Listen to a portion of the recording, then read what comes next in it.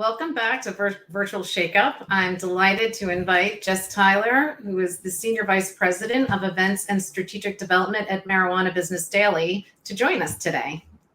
Hi, Heather. Thanks for having me. Absolutely. For quick introduction, Jess serves as Senior Vice President of Events and Strategic Development at Marijuana Business Daily, a division of Ann Holland Ventures. In her role, Jess spearheads the collective efforts behind some of the fastest growing conferences and trade shows in North America, including MJBizCon, MJBizCon Next, and MJBizCon International, as well as regional conferences in Europe and South America. I would have to say that Marijuana Business Journal, or Marijuana Business Daily, I'm sorry, I always get that wrong, is probably one of the #1 brands in the industry, correct? It is. So we started in 2011 with a publication and then added the event in 2012. And on the business side, we've been able to grow both of those over the past several years to a place where now they are the largest in the cannabis business sector. Absolutely. And I remember just learning about I think it was Cassandra was at it might have been one of Transform or one of Sam Littman's events, but I remember hearing the story and it was just such a success, event, the publication, the media, and everyone's sitting there like, are they crazy? Like this, it's only legal in Colorado. And then all of a sudden now look what's happening. So just really amazing. But, when you and I jumped on a call to talk about, what we want to talk about today, I thought, you were actually really transparent with me about what you learned the most in terms of, having to handle 7 events that you had scheduled, 4 in person, and then this hit. Can you tell us a little bit about that? Yeah, I think like many people in events, we've, had our challenges this year. I've spent more time this year canceling events than, probably even planning them. And I think what's been really interesting for us is that the cannabis industry itself has been growing exponentially this year, and really capitalizing on opportunities in the pandemic. So for us as a media and events company, we've had to really look at, okay, we can't have these events in person, but there is still such a thirst and a need for business opportunities and connection and education in the market, especially, with the election just last month in the US, 5 more states legalized. And there's a lot going on internationally as well. So while as an events and media company, we've had to rethink how we're doing things, and our core business model, needed to be shifted. But at the same time, we've had to take that and make sure that we're still meeting the needs of our audience, just trying to figure out, how to do that in different ways. No, absolutely. That dynamic is incredible. So you have a shutdown, but you have an industry that is growing due to legislation. Mm-hmm. And probably people, because of the shutdown, really need the cannabis a little bit more. Cannabis sales have certainly been up. So you have this great market growth, but you're stopped by this brick wall in terms of helping them. And I think the other part that I find interesting is that because it's such a nascent industry, tell us a little bit more about the marketing and your customer, like how they're used to engaging. Yeah. So they're used to an in-person model across the board. That is from our retailers who are used to, selling in dispensaries and stores, to how they're doing business, which is heavily reliant on trade shows. And like a lot of industries, there haven't been any real trade shows in person since, I guess, MJBizCon last December. And so there has been a need to deliver the same value, but do it in a different way. And as far as the industry goes, they've used this time to innovate. They've figured out, curbside delivery and, different ways to do e-commerce. And then on the event side, we're educating them on how they can use data and advertising and other things than an in-person event to further their business. So you've had to not only, pivot your business, pivot to digital. You've had to educate your customer as they're also transforming to meet the needs. So another element there, but that actually leads me into my next question, which is you were uniquely prepared, knowing or unknowingly, to handle this because you have a publishing arm, right? So you had events and you actually had a media arm. Can you tell us what that looked like before the pandemic and now where it is today and where you see it going? Yeah, we have been very fortunate in having such a strong publication arm. We have a monthly print magazine. We have a daily news site, newsletter, both for more US-based and international, and a hemp brand as well. The interesting thing was, pre-pandemic, our event portfolio was our, largest revenue driver in the company. And with that, the publication, which is putting out breaking news, they're doing analysis on what's happening in the business side of the cannabis industry. In a lot of ways, that was our 365-day connection point to our audience. And then we brought them together in person in different markets around the globe with the events. And when we had to shift to being online, we saw less of a division between what each department in the company did. We had webinars previously that were free for lead generation and audience building. And now we're going to be offering content for the events online. And if that's in a paid model, what does that look like? So we've had to really take another look at our business to more integrate what we're doing rather than having one arm support the other. Now it is all integrated.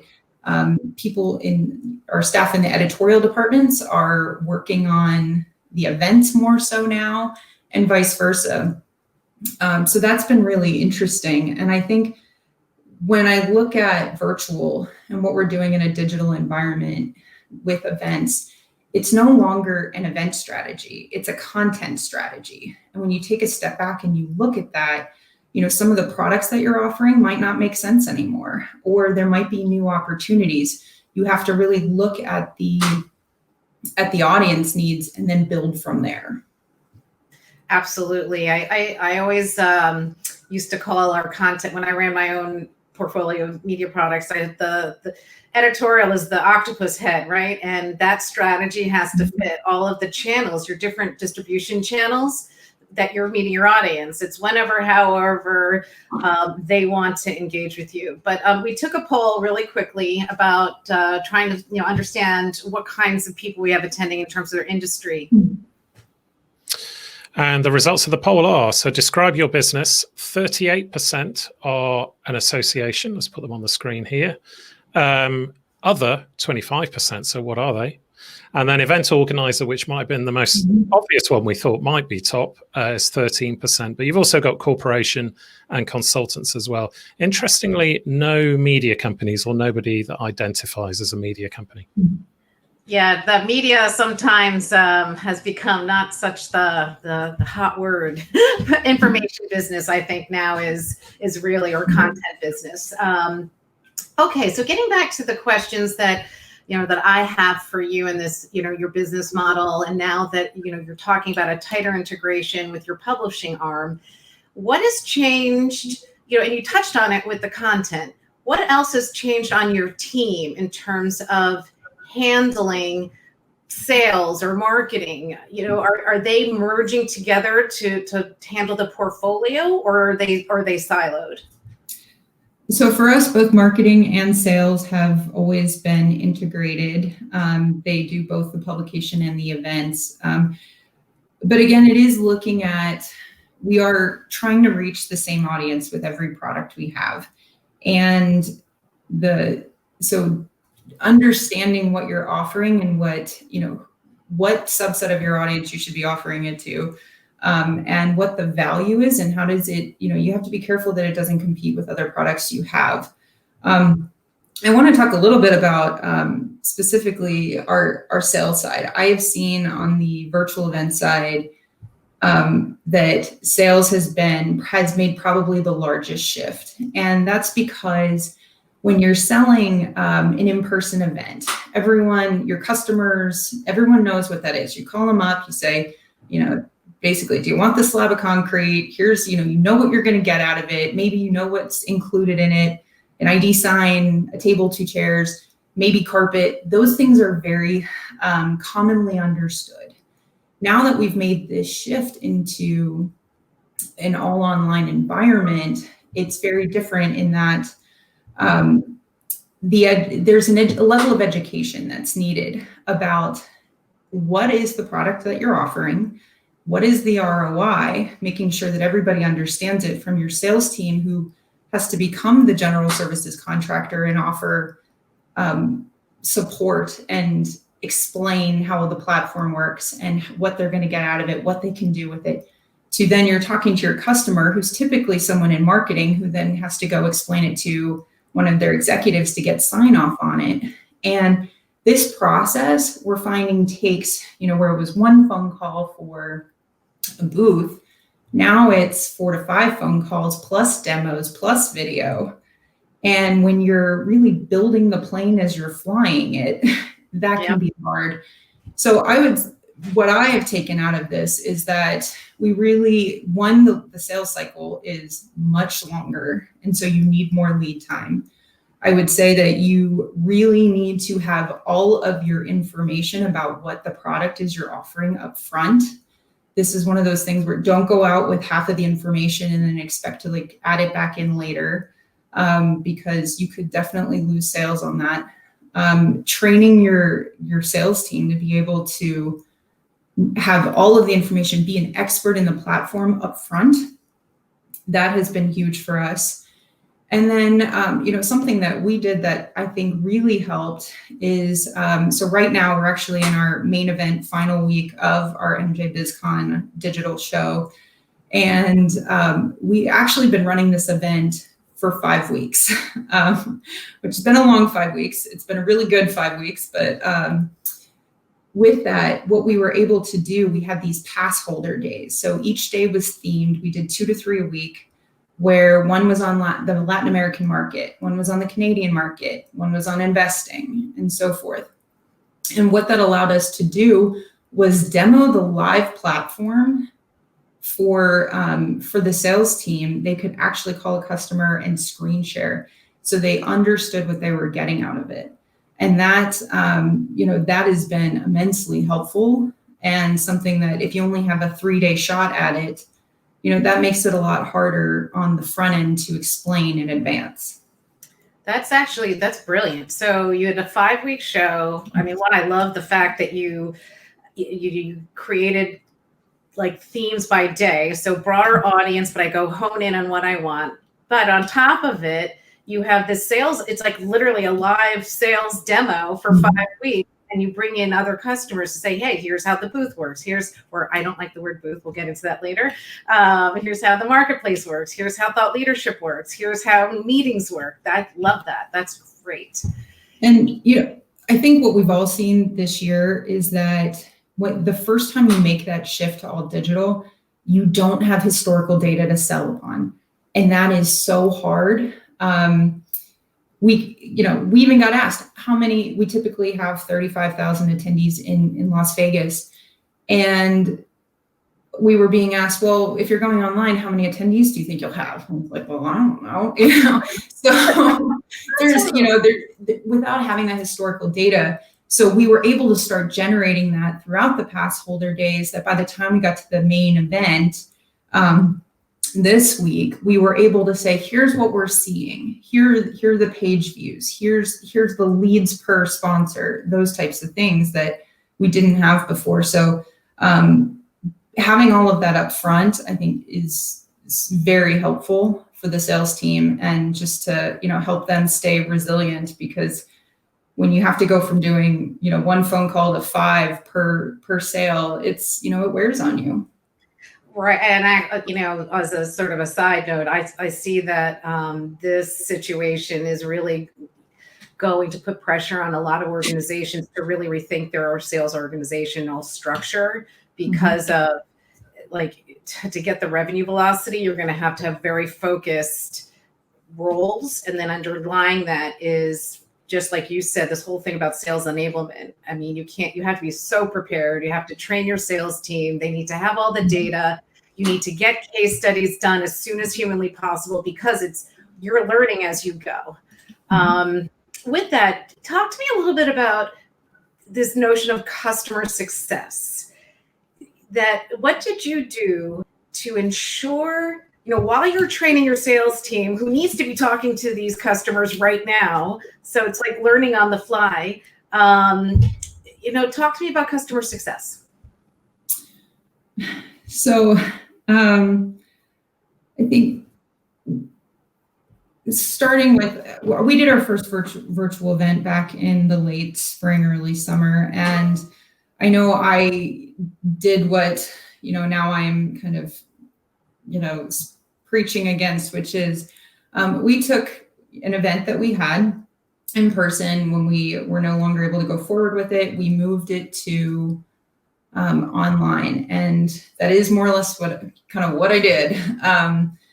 And what I learned from that was if we actually recently had a keynote, John Mackey of the CEO of Whole Foods, and he said something that actually really resonated with me, that if Steve Jobs in the year 2000 would have gone out and did a focus group with a bunch of folks and said, how do you want to listen to music? What would make it better? They probably would have said something like, I want to be able to have more music on a CD, play 2 CDs at once. No one would have come up with the concept of the iPod. So you have to really take a look at the underlying need of your community and your audience.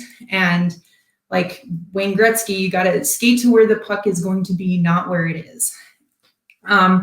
So for me, customer success has been really diving into where is the industry right now and how do we best serve that?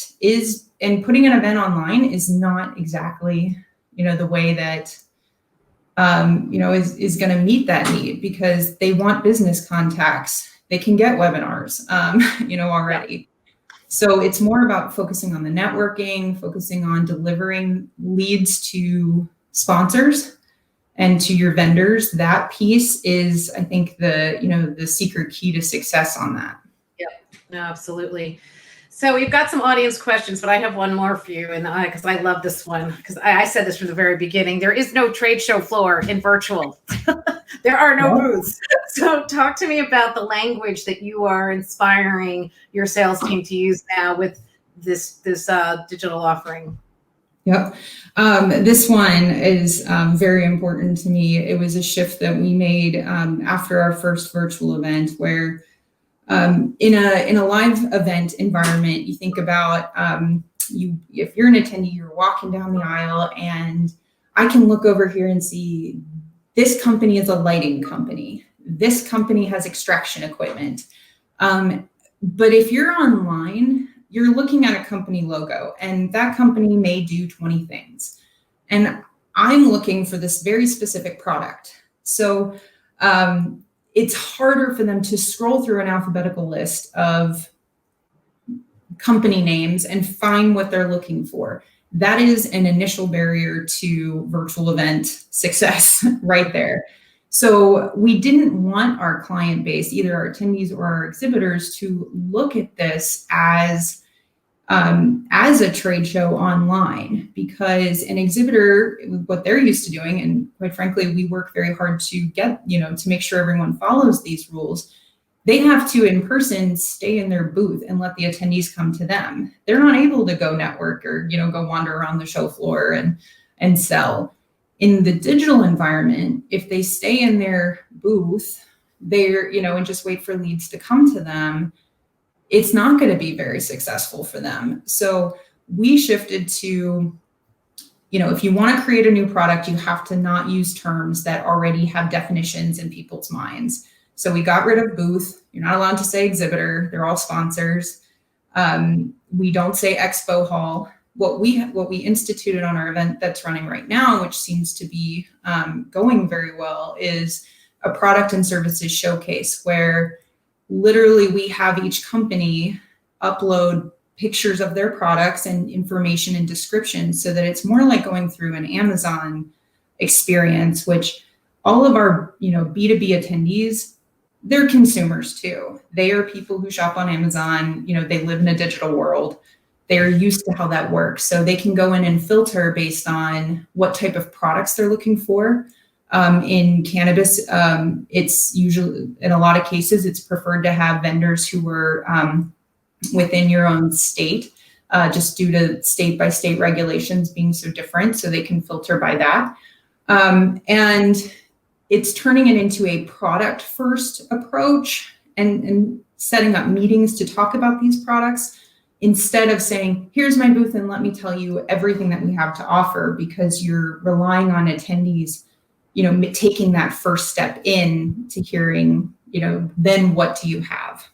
You just hit on something so poignant, and I'll go to an audience question. And right after I say this is that the online experience has to mimic what people are doing online for both the attendee and the sponsor. If you're trying to force them into a new behavior or one that's very old, you're going to be in trouble. But I have a question from the audience, which is, what event products do you advise in this new world? Followed by, do you advise there be networking breaks during a virtual conference? Wouldn't that break the flow? Love this question. I've done a lot of, this year has been a lot of trial and error. So I've actually tried a lot of different models on these.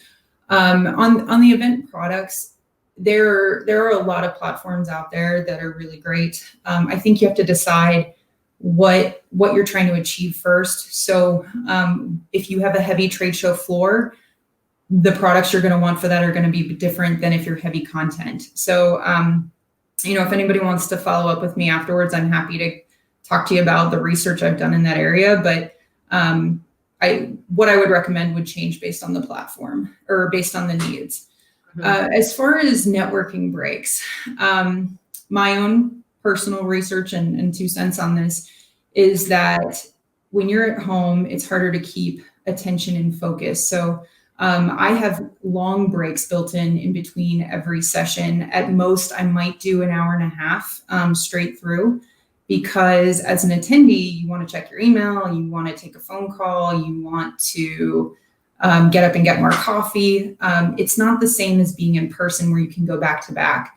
I do not believe that you lose people. I'm not seeing that in my own events right now I've had as much as 2-hour breaks.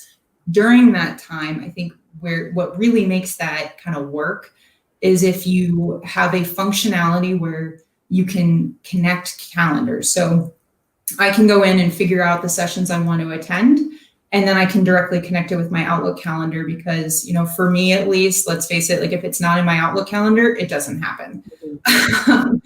And having that, I think it's not the same as going online. And if you've sat through like 8 hours straight of online content, like that's a long day. So more breaks, I think the better, and probably keeping it to, max 4 hours of content a day.